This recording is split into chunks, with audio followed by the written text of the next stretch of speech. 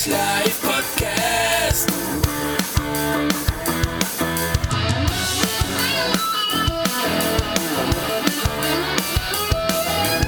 Oilers Live Podcast. Welcome to episode 5 of the Oilers Live Podcast. Tonight I've got Sean from Oil Night and Kelly from Beer League Heroes. Thanks for joining me tonight, guys. No problem. And we're following tonight the Vancouver game where the Oilers won 5-2. I might add, I predicted the score of the game prior to the puck drop. I thought it was 5.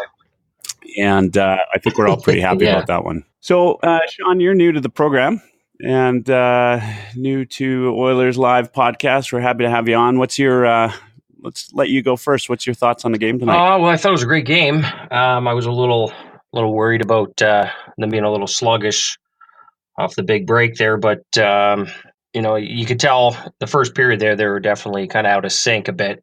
A lot of offsides. After the Connor goal, it seemed like it was an offside every other play. But second period, once they got up 2-0, it seemed like, okay, we're good. They kind of took the foot off the gas, and then the second period, Vancouver kind of took it to us a bit, and then I guess once they tied it up, it's like, all right, well, if we get the next goal, we'll be fine. And sure enough, we did, and then they just kind of took over from there. That second line was absolutely unreal. Like so ecstatic about that line. And I know a lot of people have been preaching about, put Lucic and Draisaitl and Puljujarvi together early in the year, or even Slepyshev, and it's 45 games in or whatever, but we finally got to see that line do some damage, and it's incredible to watch. Yeah, I that's exactly the same. I know, actually, I kind of had a little bit of a chuckle because the three of us probably sent out a tweet at the exact same time. All of us about that line, and it was, they were something else to watch. Draisaitl just seemed to know where those guys were going to be every single time, and Puljujarvi, wow, great game for Puljujarvi and lots of fun. But yeah, you're right. After it got to 2-2, I noticed, I tweeted about it. There was a definite change in the mood of Oilers fans at that point. Kind of here we go again, and we're out for blood. And it was great though. Once, the whole team was clicking. Yeah, your thoughts, Kelly? Yeah, I didn't mind the game. It was, like Sean kind of said, the first period was kind of hit and miss, but for me, it was a little more hit. I thought McDavid was really flying right off the bat and putting the Canucks defense on their back heels a little bit. And once we got up a little bit, I felt pretty relaxed. And in the second period, Vancouver did get those couple of goals, and I don't get as down now with this group of Oilers as I did when before McDavid showed up, because this group has shown to be have a little more resilience in regards to coming back when they're down a goal or two.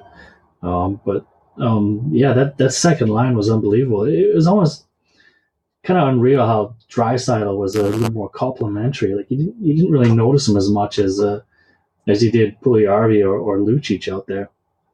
And the third period I didn't mind at all. It was nice to see Talbot have a nice bounce back game, and I thought that Strome could have had a couple tonight too. It was a little bit snake bit. What did you guys think about Camilleri? I didn't really like him tonight. Yeah, I wasn't a big Camilleri fan, Sean. I mean, he's a good guy and all, and I mean he should have buried that one. He was up close there, pretty much a tap in, but I would definitely prefer to have Slepyshev in there for sure. At least if everybody knows they're shopping him, so why wouldn't you at least play him? And even play him with Lucic and Draisaitl and put Puljujarvi with McDavid or whatever, and at least up his value a little bit. I don't know why they don't do that, but I guess that's up to the coach. Yeah, that's a good point. I mean, you got to get him out there, get him if you're going to showcase him. You want some kind of return, right? Camilleri there. I mean, he what did he lose the puck to Besser right at the blue line? Not long into the game. He was off all night. I'd say funny, but this was this was, I thought, was a pretty solid game for every line on the Oilers tonight. And the one player that had an off night, in my mind, was Camilleri. I mean, he's obviously got a pedigree. The guy's an amazing hockey player but tonight he was definitely off. Curious, what did you guys think about Benning? I mean, and what's your thoughts on Benning? I was watching him a little bit close tonight, and sometimes on a night like this, when you've got a team that we're doing well, we've got Cassian with the spinorama, and guys are having fun. Benning just didn't seem. He wasn't my favorite player out there. What's your guys' thoughts on him? Maybe tonight, and then the past go ahead, Kelly. 4 or 5 games. It's hard to say on Benning because last year he seemed to be so solid, and this year I think the other teams are kind of catching on to his stick. Right? He seems to be a more physical Russell. And I wonder at times why they don't have Davidson in there instead of him. If that's just a shooting hand thing, or they just like Benning more than Davidson at this point. Yeah. I think they could do better than Benning. I think I would use him as trade fodder, to be honest, to bring in someone a little more offensive, even if it was just a number 6 guy with some offensive skill. Yeah, I think Edmonton definitely, the coaching staff, I think they definitely cut him some more slack because he's still young, right? He's 23 or whatever. And I think he's just played over 100 games in his career. So, you want to be patient with a guy. I think we've kind of learned, with Clefbaum and now with Nurse, it does take time with these guys. So, there are going to be some growing pains along the way. And like Kelly said, the fact that he's right-handed, I'm sure helps because you only got Larson as the other right-handed shot in the lineup. But he's definitely struggling. I don't think I necessarily like the pairing with him and Clefbaum either because I think Clefbaum's also fighting it a bit. But I'm not a big fan of Benning overall. But again, if he's your sixth defenseman, he's only 23, he played 100 games. I guess you can kind of live with the mistakes. You just hope that he's, going to progress. And I think he had a terrible start to the season. I think he's come on recently. But again, young defenseman, I cut him some slack too, because he is young. Yeah. So sticking with defense, I think, all three of us wanted to see Nurse on the power play tonight. With the exception of maybe a little bit of a run there of a minute and a little bit, I didn't think the power play was considerably better tonight. Would have loved to see, as I think every Oilers fan, see McDavid shoot a little bit more in a number of instances tonight. But what do you guys think of Nurse's debut on the power play? Kelly, go ahead. It's hard to say. Like you said, he only had about a solid minute of right proper, getting set up and being able to pass the puck around and get an opportunity to shoot and whatnot. I like him more for his puck moving, like the way he can come around the back of the net and rush it up, more so than his point shot. I think that's where he could be more effective, to be honest. I need to see a little more time of him on that power play. Yeah, I like how because he's got the speed, he can keep pucks in. So if they ring it around the boards there, he can kind of get to that spot and keep it in. And I like how he can kind of sneak in the back door and, hopefully get some tap ins moving forward. They didn't get a lot of opportunity tonight, but I think they should stick with it for sure. And then, hopefully, and the thing is too, I've been fortunate, watching a lot of OHL over the years. And I remember watching Nurse when he was playing in the Sioux, and he's got a heck of a one-timer as far as a shot. We never really get to see it as Oilers fans because he never plays on the power play. He never really gets that opportunity.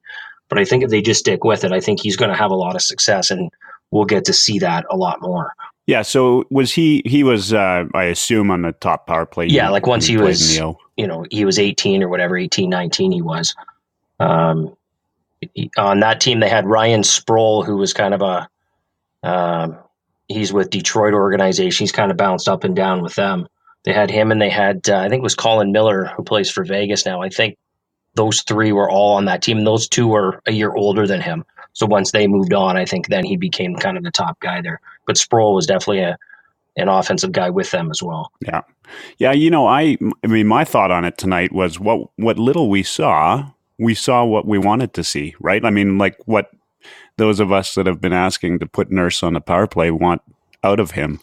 He moves the puck. He did have that one blast from the point that got through and made a little bit of a mess out front and could have been a tap in, I thought he was great. To Kelly's point, he didn't.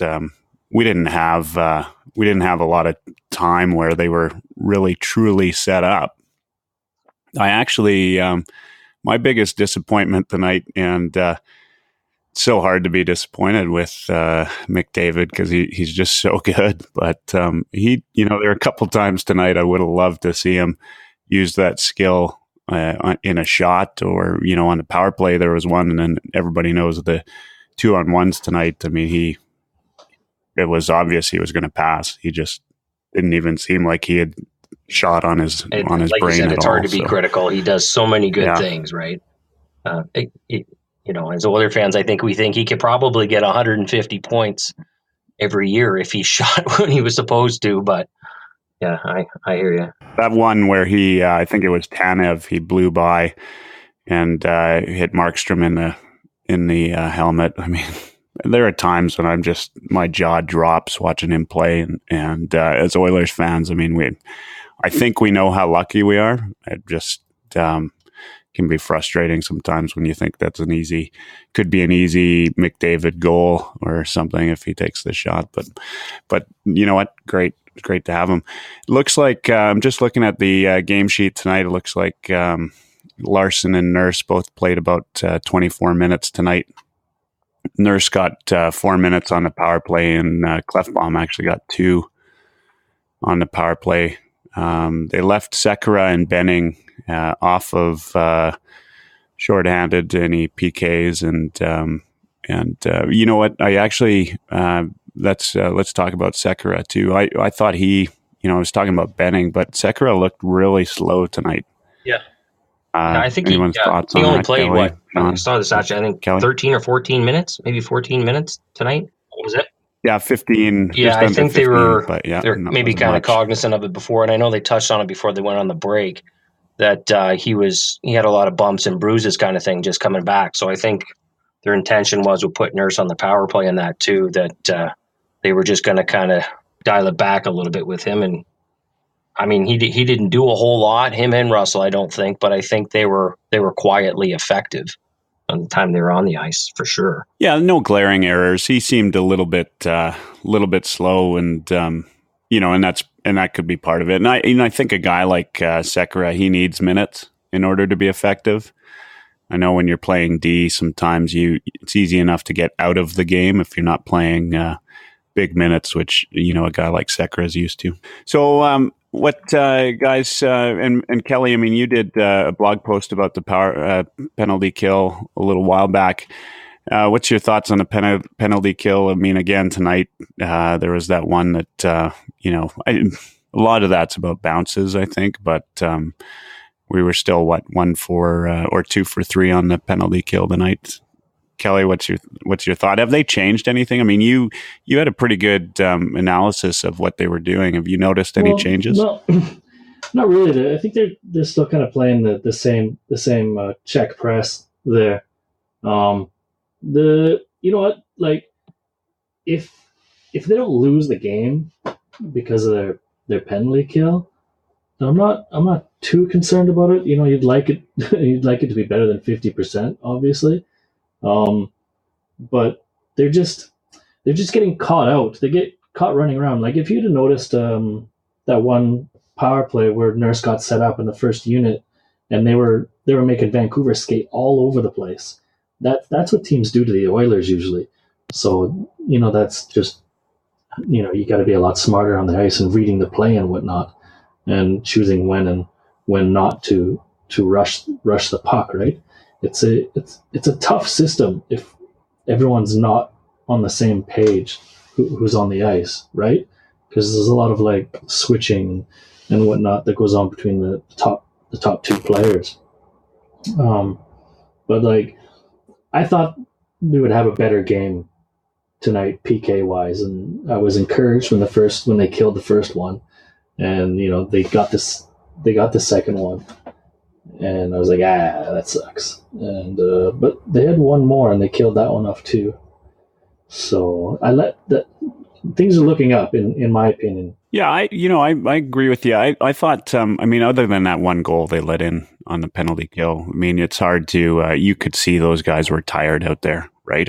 What did they, CBC was reporting they were out there for a minute and 15 during that little stretch. That's tough, right? It's way that's too long too, right? It's about double what they should be out there. They should be able to run like, 2 or 3 groups of penalty killers in that time. Those were the usual suspects, by the way, that were out there, like Cassian and Letestu. I think the people everybody's been most critical on. Pakarinen, he played just over a minute in penalty kill time, and I want to say he wasn't noticeable, which in my mind is a good thing, right? If sometimes a guy like that who's not expected to put points up like everybody else, if you don't notice him, that means he's done his job, right? Yeah, I agree. So that was good. So I guess any last thoughts on the game, guys? There's a couple other things I wouldn't mind talking about tonight, and then let everybody, some of you get to bed and some of you start your day. Well, I'm in no real rush. But, last thoughts, Sean? I was really impressed with Kara again. He just continues to impress, and I love how when he scores, he's so enthusiastic. Like he gets a goal and he's just so excited that he got a goal. He's so happy, right? And same with Puljujärvi. He's always smiling out there. He's so engaged, and it's nice to kind of see some of these young guys, kind of grow and mature over the course of a season. But even Ryan Strome, I think pretty much for the whole season, really, Ryan Strome has kind of been. He hasn't been great, but I don't think he's been bad. He's just kind of quietly effective. He doesn't really hurt you, but he doesn't really help you a whole lot. And I think that line with Strome and Kara tonight, I think they were really, really good as well. Like you said, Camilleri didn't do much, but when you can run a McDavid line out there with Maroon, and then you got that second line the way they're playing, and then Kara and Strome on the third line, I think that's going to be.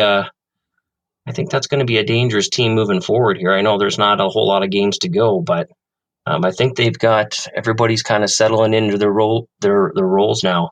And I think the team's really going to kind of click here. So, Sean, are you or were you scared about RNH being out 4 to 6 weeks? And what do you think about tonight in that regard? If you kind of followed me over the years, and during this time? I know you and I think just relatively new as far as following each other. I've never been the biggest Hopkins fan, and I do kind of find it kind of funny whenever anyone criticizes Hopkins. Everybody, the hair on their back kind of stands up. There's like a Nuge cult. For me, the way I look at it, I've always said that Hopkins, he's a good player. I don't think he's a great player, and I've always considered him to be.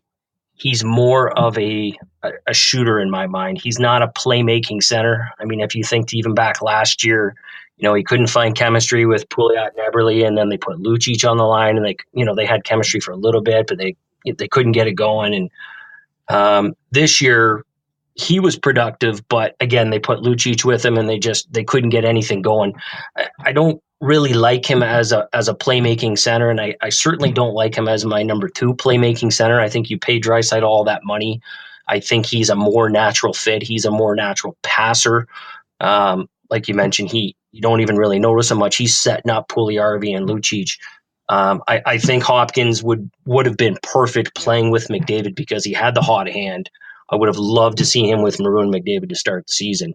So, or even, as he got going to kind of jump on that top line. So with him out, I think it gives an opportunity for guys like Draisaitl and others to step up.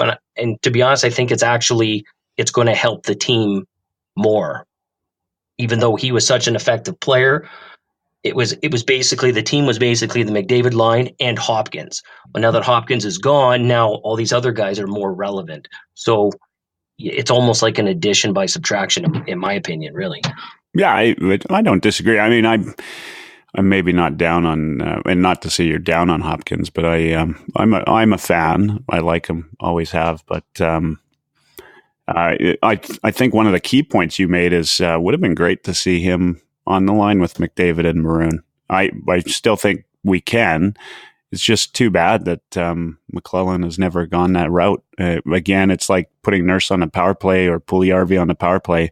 It's one of those things that every fan's been screaming for, and Oilers coaching staff just doesn't seem to want to do that. But your thoughts, Kelly? Any last thoughts on the game tonight? With Nuge being out, obviously, I think Sean touched on it. It's going to force guys into more proper roles, where they can, they're forced to kind of to deal with it per se. And I think that if Maroon gets moved at the deadline, maybe we see Nugent Hopkins up on that left wing, especially if that second line keeps clicking all the way through to the deadline, right? That'd be nice. We saw Nugent Hopkins on the wing during the World Cup, and that's a team that McClellan was coaching. There's a little reason for optimism in that regard, and yeah, I've noticed he's a much better shooter than he is a passer, and I like his two-way game as even if it's as a winger as well. So maybe that's the future. Didn't Chiarelli say something to the effect that having those three centers down the middle making as much money as they do might not work, but if you put the three of them in the top six, that's something that can work. At the time they're talking about Draisaitl on the wing with McDavid, but if that second line keeps going as it did tonight, then we're kind of sorted there. Yeah, no kidding. That second line, I think that's one thing definitely the three of us agree on. Let's take a break here, and when we're back, let's chat about some of the more recent news, and if we get a chance, we can talk about some prospects.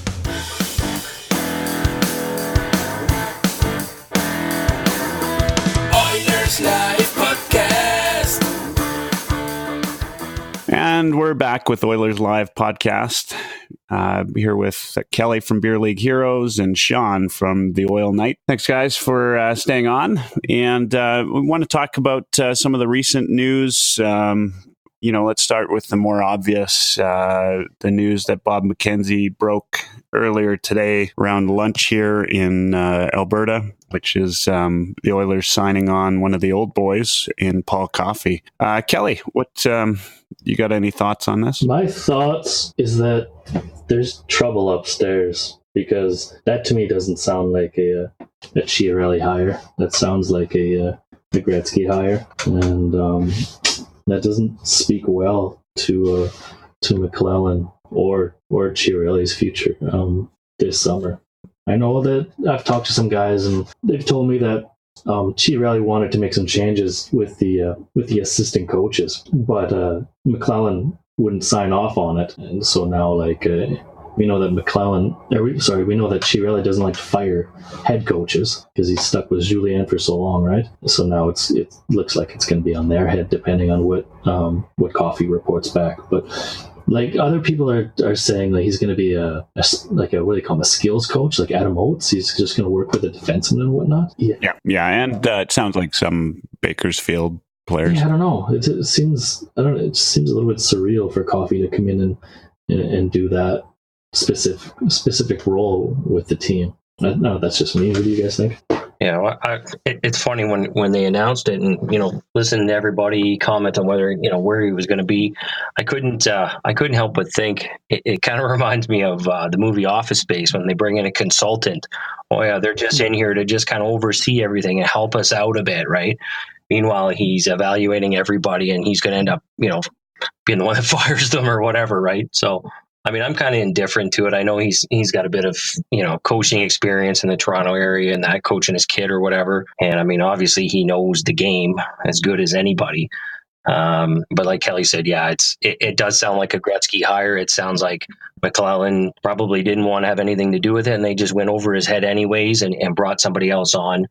But I guess we'll find out in the next little while exactly how hands-on he's going to be. Like you said, he's probably just going to coach or monitor their defensemen for now. But, it doesn't smell right. Something else is up. But I guess time will tell on that. Yeah, I think you guys are probably right. I mean, they just went through Vegas. They went through California and had the party at Kate's house, apparently, right? And I think, you got to think that Kate's and Chia had a sit down at that point, right? And, if I'm Kate's and I've spent millions of dollars on this club and was a favorite to win the Stanley Cup early in the season, and now we're talking about possibly not even making the playoffs, which is a serious return on investment, right? Even 1 or 2 playoff games, but you were hoping for a little bit of a run. Yeah, I'm going to maybe say, hey, look, like I've got this guy, Gretzky, who knows a fair bit about hockey, and you might want to take a few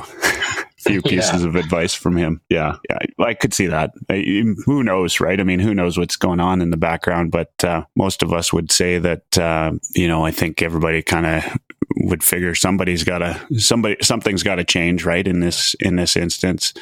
I think though, if we finish the year off well, right, whether or not we make the playoffs or not, I mean, you can chalk this up to just youthful inexperience, right? I mean, we've got a core of young guys that are, I think, pretty outstanding. And as the year goes on, I'm getting a little bit more excited about the team again. What do you guys think about that? I mean, do you think there's lots of changes we need to make, or we just need to tweak a couple things? Sean? Like you said, it depends on what the team does in the next few games. Like as far as the trade deadline goes, I mean, if we're nowhere near a playoff spot, we're obviously going to be sellers and have to look at the RFAs. But I mean, if the team at the end of the year, if we don't make the playoffs, I think you definitely have to consider making changes. The question is whether you do the coach, the GM, or do you do it all, right? That's kind of up for debate. But I don't think you can. I don't think you can sell it to the fan base. You come back next year with the exact same coaching staff, no changes made, and then you just expect everybody to believe, well, it's going to turn around next year. Don't worry, trust us, kind of thing, right? So I don't know. That's kind of my opinion. Yeah. Well, Kelly? See, the way I look at it is like Winnipeg's kept their coaching staff on for quite a while, and their GM for that matter, and they're just starting to emerge now, and it seems to be paying off.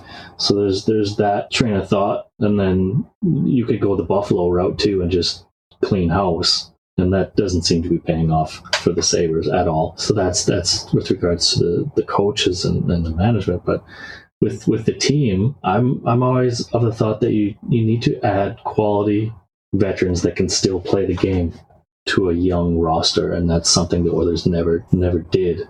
When they had the Hall cluster, now that we've got the McDavid cluster, it'd be smart to add some older players, ride out these waves of bad luck and whatnot. You're saying Jokinen wasn't a good ad? Well, he was bought out by Florida. You know what I mean? If you can't skate in the East, I mean, I guess go West. And if you can't skate with the Oilers, go to LA. And if you can't skate with LA, I guess you go to Columbus. I don't know. You can't fault Chiarelli for picking up Jokinen, though. I mean, he's now been picked up by 2 teams, right? 2 teams went after him after we sort of signed off and said we're not happy. So obviously, guys think that he's worth something.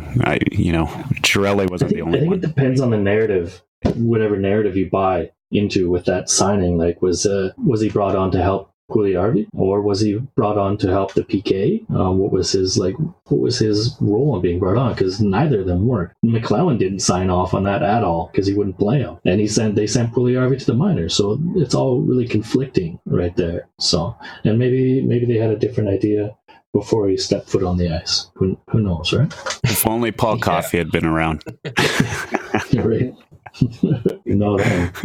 So let's chat. If there's we talked a little bit about defense in the first part there, and I know, Sean, while we have you here, I'd like to talk a little bit about prospects. Do you follow the Condors a fair bit? Not really, as well? To be honest. I kind of just go by what I see on Twitter, whatever. No. I kind of lean on other people for for information on that. I'm more of just an OHL guy. I kind of focus on that league. Yeah, and what?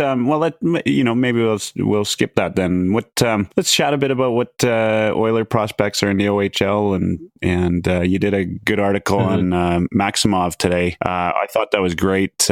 Just reading that the Oilers sent a skating coach out to see him. Good. It's good to hear that we're, being proactive and working with the kid. I watched that YouTube you put out there that has his highlights. He looks like he's got a bomb of a shot, and you compared him maybe to Draisaitl in terms of who he plays like. I think that's pretty accurate just from the little bit that I saw.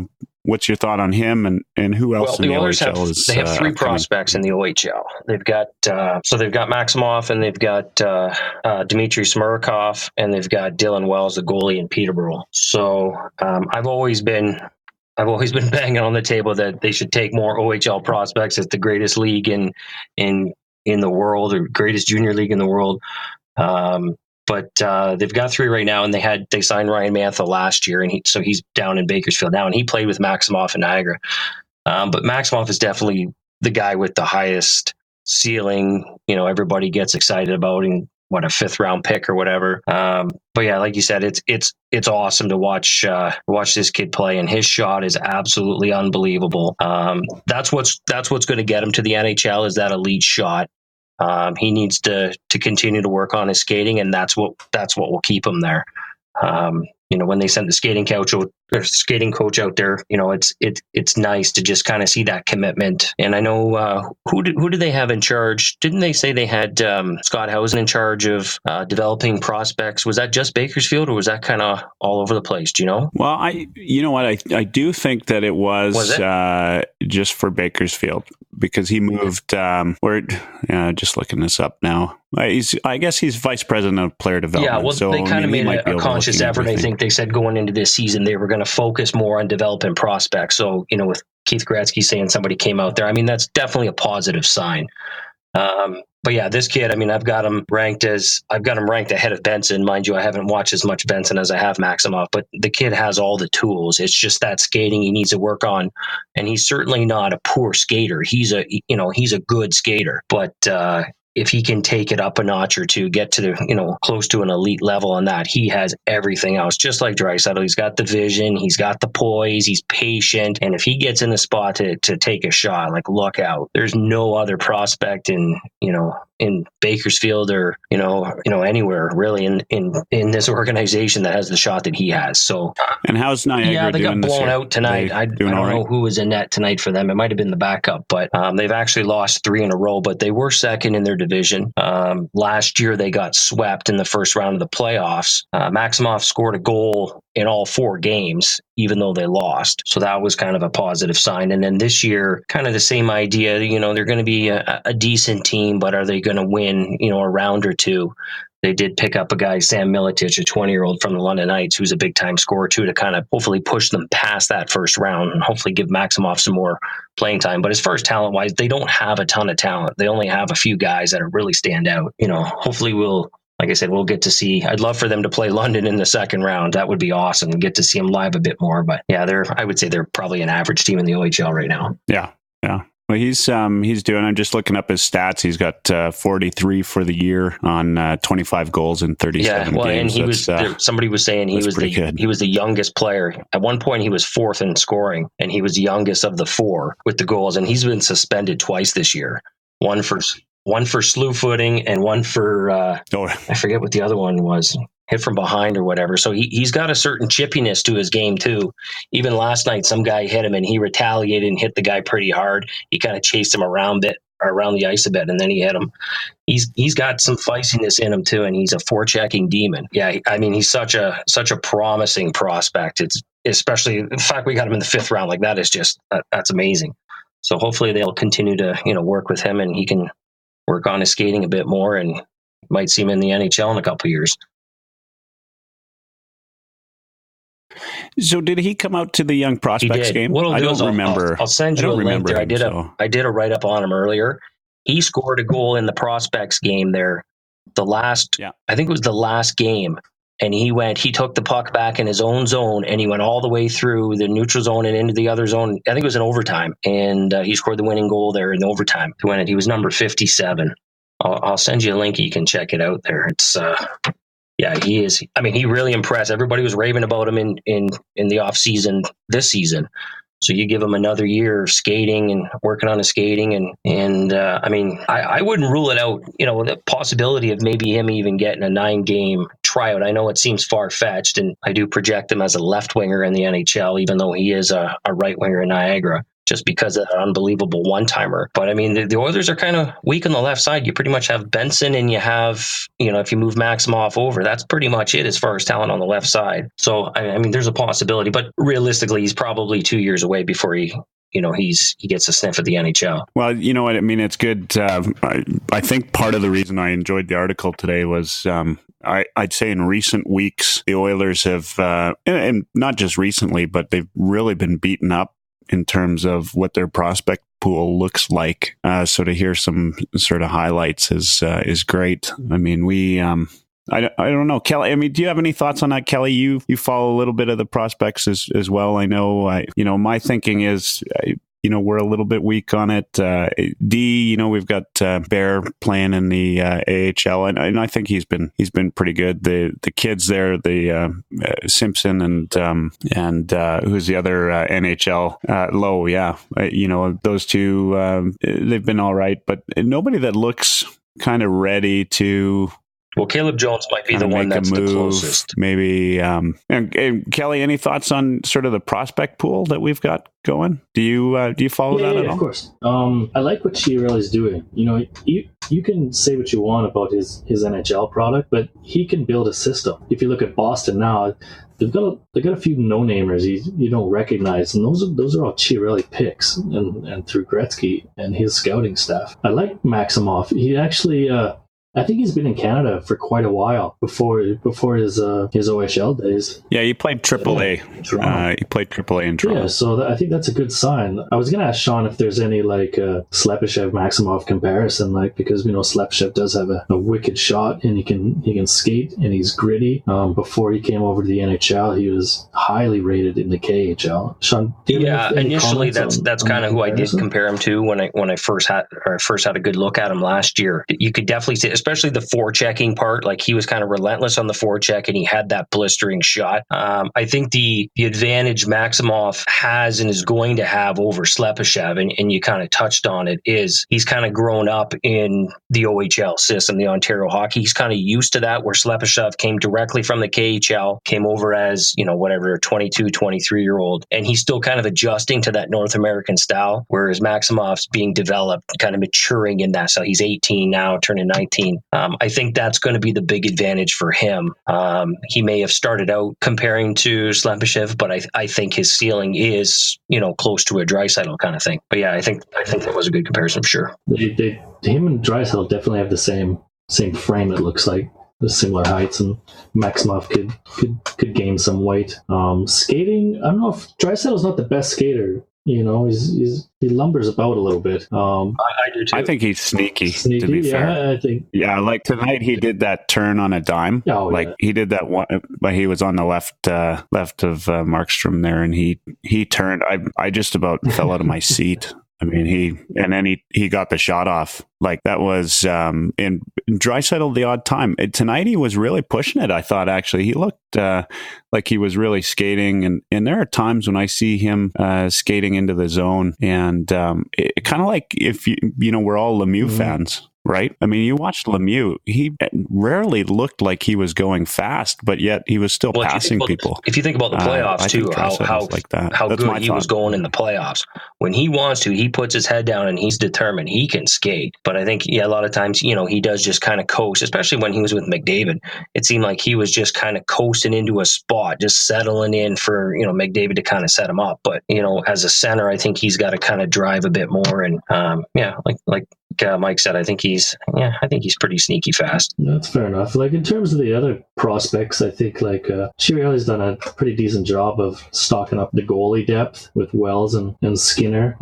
He's got a ton of defensive depth now, whether it be like in the juniors here, the minors, or over in Europe. I don't think he has to put a lot of emphasis on that in the future, like in this year's draft, as much coming up. But he's going to have to nail down the forwards. He needs some centers with some offensive skill, because we don't have any of that in the minors right now. And, with Yamamoto on the wing, if you have Maximov, you have Safin coming up, the wings are okay. So in my opinion, he could, in this year's draft, he'd be best getting the best right-handed centers as possible. Yeah, I mean, I think that's one of the big things that people have been talking about is on the forward. I'm worried, and maybe wrongly, I don't know.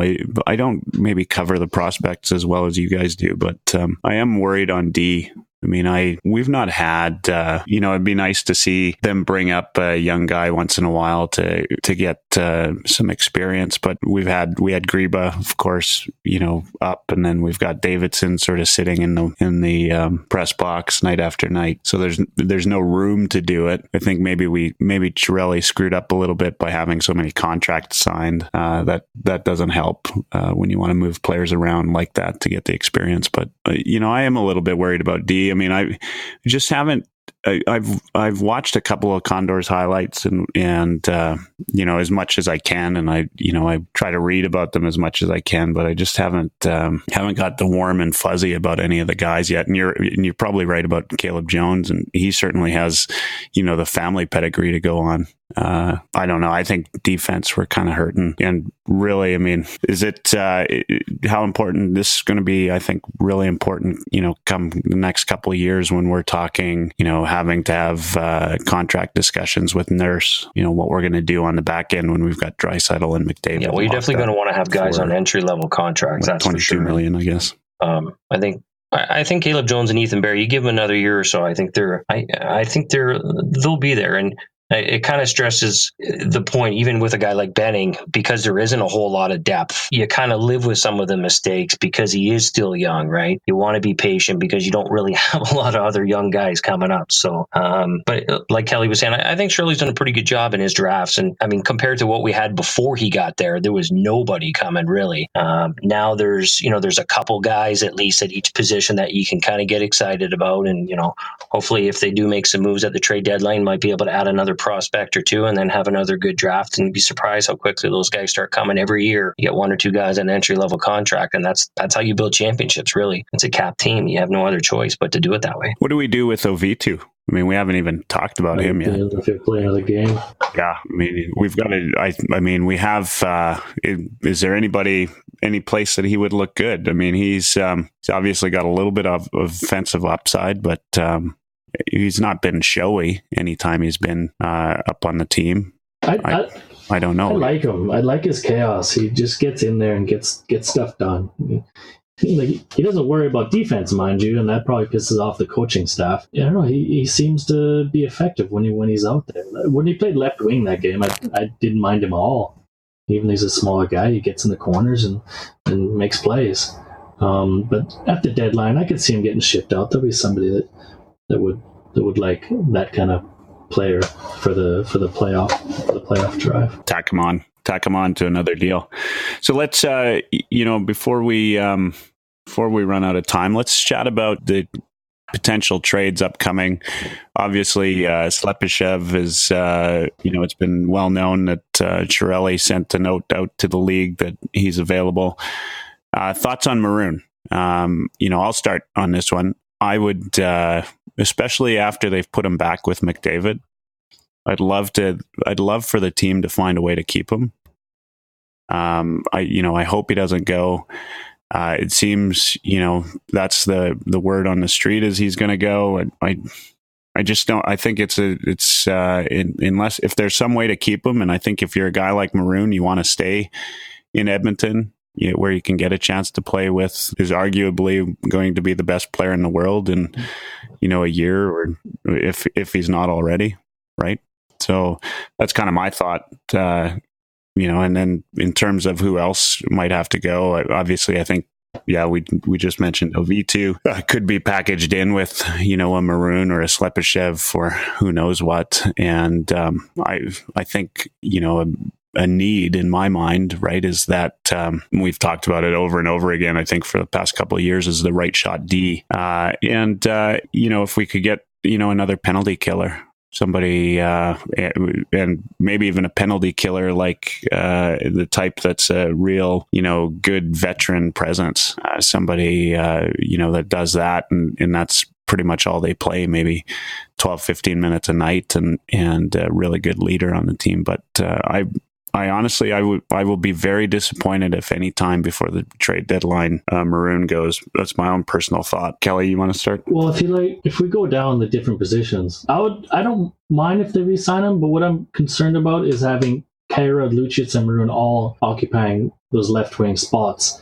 and other teams finding a way to target that and exploit it. But what I thought is could he get the Oilers a Dustin Penner, like a first rounder and a prospect or something like that? Because that's not bad, especially in this year's draft.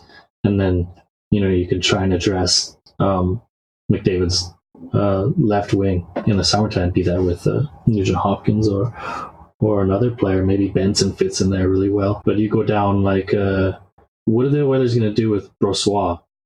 Having Montoya signed up for another year. I think they have to think about Pakarinen, they have to think about Greiba and Stanton and some of these guys they have in the minors that could possibly be depth players on other teams. What do they do with Letestu? I think Letestu is gone. I think he's going to Pittsburgh, and it wouldn't surprise me one bit if Pittsburgh got both Maroon and Letestu and sent back like Carl Hagelin or something like that.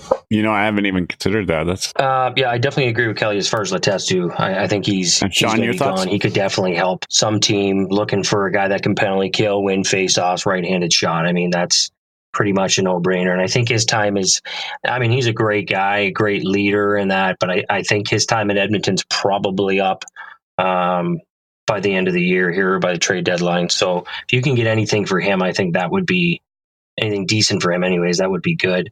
As far as Maroon goes, I'm a little bit torn. Every year we see there's always, TSN or whoever puts out a list of all these unrestricted free agents. They put them all on a trade list, and usually one or two of them end up signing right before the trade deadline.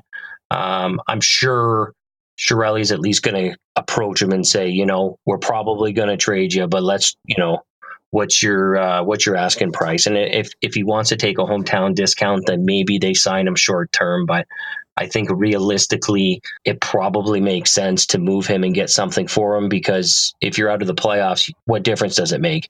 You can always try and re-sign him again in the offseason if you wanted to, right? If you were serious about it. But he could definitely help a playoff team for sure. I know there's a lot of people talking about St. Louis. He would be a good fit there. Well, they have tons of prospects that could help out the Oilers. So I think, Letestu and Maroon would probably be the biggest assets. And then I agree with Kelly too. Brossois, I think he played his last game as an Oiler. He'll probably he'll be begging for a trade, and I'm sure some team would be willing to take him because he's in the AHL. He doesn't have to clear waivers, right? So. I could see those three going for sure. So I hate to jump around here, but we were talking about prospects, and Kelly, you brought up goaltending prospects. Have you watched, and I've watched some highlights of this Starrett. He's playing in the ECHL. He came up for a couple games and played in the AHL. Have either of you watched any highlights of this kid? I haven't watched much of him just because he's been playing the season in the ECHL and don't get a whole lot of news. He's performing well, which is a good sign. And I think he did a little bit of all right when he was up with the Condors too. Yeah, no, he did really well. In fact, he only played one game, but I think he got pretty much pummeled in that game and still came out all right. Just looking, 936 was a safe percentage in that one game. He, so I've watched some highlights. Of course, he played NCAA, and he's good. I actually, if anything ever comes of him, maybe I'll point back to episode 5 and say, I knew it. I knew it for everybody else. Kind of like my prediction on the score tonight, but yeah, he's big, and I think we'll see him in the AHL next year if there's room for him. He's playing well in the ECHL, and I think he's just keep that in your mind. I think he's a kid that will. Goaltenders, of course, take a little bit longer to progress, and he could be the one. Absolutely. Yeah. So, you know what, guys? I don't like to run too long, an hour, at most. And I want to thank you for your time tonight. But any sort of closing thoughts? I do want, Sean, this is your first time on, and Kelly, you've nicely come on a few times, talked about various different things. We always end up, it seems right now, until the Oilers change their outlook. We still talking a lot about Chiarelli and McClellan and the trade deadline. Let's hope that the next time the three of us get on, we've got something a little bit more positive to talk about. Yeah. Up next is maybe before we go up next, we've got Buffalo and then Calgary. Just quick thoughts on that, and if we win those two games, is there a chance? Are you saying there's a chance? Kelly, your thought? Buffalo, we always seem to have trouble with. You think think this team's got it this time? It's funny because you're right. We do seem to kind of stumble when Buffalo, but it's usually a good game, isn't it? But the Oilers have won. If they win the next couple games, they're 500 on the season. That's a 5-game winning streak. And have we even had a streak longer than 3 games this year? But the one right before the break. Yeah. So that's a good sign. And then we're doing very well against the Pacific, and I'd love nothing more than for the Oilers to beat Calgary and really stick it to them, because they're flying high right now. For me, I've pretty much given up on the playoffs, and it's funny. I was I'm going to die on this hill. We're making the playoffs. I don't care what anybody says. You can all bail on this team. I'm not bailing on this team, but I think it's just easier this way to not get too excited and think about it. Do I think that in the back of my mind there's still a chance they can go on a big run? Yes. But I think it's easier to just kind of relax and watch the games. And I'm just kind of more excited and focused on the development of Nurse and watching Puljujärvi out there and watching Kerr kind of going. If they don't make the playoffs this year, whatever. So what? I want them to get there, but it's no big deal. I think they're going to finish strong. They're going to give it a good run. But at this point, they're so far behind. It's almost impossible to kind of get there. So I'm just going to kind of relax and just enjoy the season regardless and see what happens. Yeah, I don't disagree with you. It's being 10 points out right now is next to impossible to overcome. If it were only 1 or 2 teams in front of us, but it's 3 or 4.